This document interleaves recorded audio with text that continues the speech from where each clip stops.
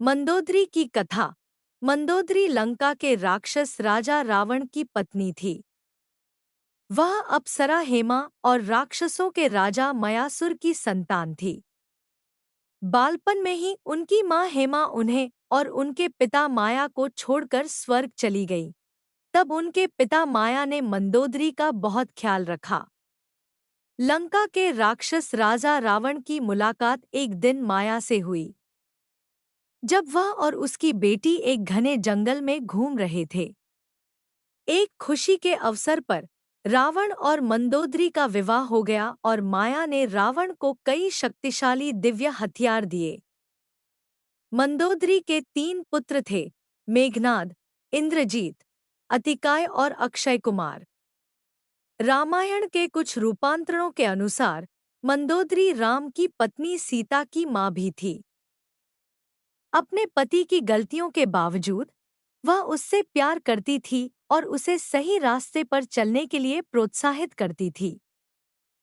जब रावण ने सीता का अपहरण कर लिया, मंदोदरी ने रावण को लगातार सुझाव दिया कि सीता को उनके पति राम के पास वापस ले जाएं, लेकिन रावण ने उनकी सलाह को नजरअंदाज कर देता था। वह जानती थी कि राम कोई साधारण व्यक्ति नहीं, बल्कि भगवान विष्णु के अवतार हैं।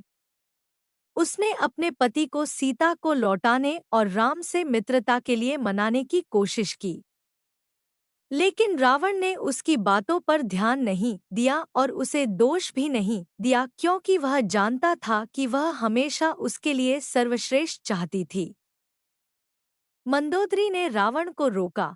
सीता के विरोध करने पर रावण तलवार से उनका सिर काटने जाता है।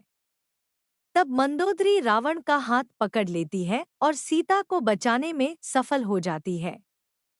मंदोदरी रावण को समझाती है कि ऐसा नहीं करना चाहिए, क्योंकि किसी महिला को चोट पहुंचाना एक भयानक कृत्य है। वह रावण को सीता से विवाह के बारे में सोचने बंद करने की सलाह देती है। हालांकि मंदोदरी ने सीता की जान बचाई, लेकिन रावण ने उनसे शादी करने की अपनी इच्छा बनाए रखी। मंदोदरी का रावण से प्रेम। रामायण में मंदोदरी की अपने पति के प्रति भक्ति और उनके प्रति प्रेम की प्रशंसा की गई है। हालांकि रावण की कई पत्नियां थीं, लेकिन वह मंदोदरी से सबसे अधिक प्रेम करता था। वह रावण की पहली पसंद और सबसे लोकप्रिय थी। वह एक धर्मपरायण महिला थी जो हमेशा अपने पति के लिए सर्वश्रेष्ठ चाहती थी और राजा को सही रास्ते पर ले जाने की कोशिश करती थी।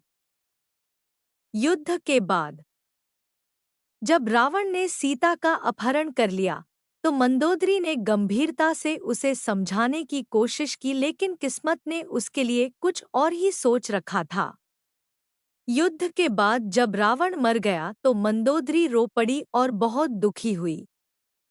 राम ने उसे देखा और आशीर्वाद दिया और उसके सारे भ्रम नष्ट कर दिए। रामायण के कुछ रूपांतरणों के अनुसार श्री राम जी ने विभीषण को मंदोदरी से विवाह की सलाह दी।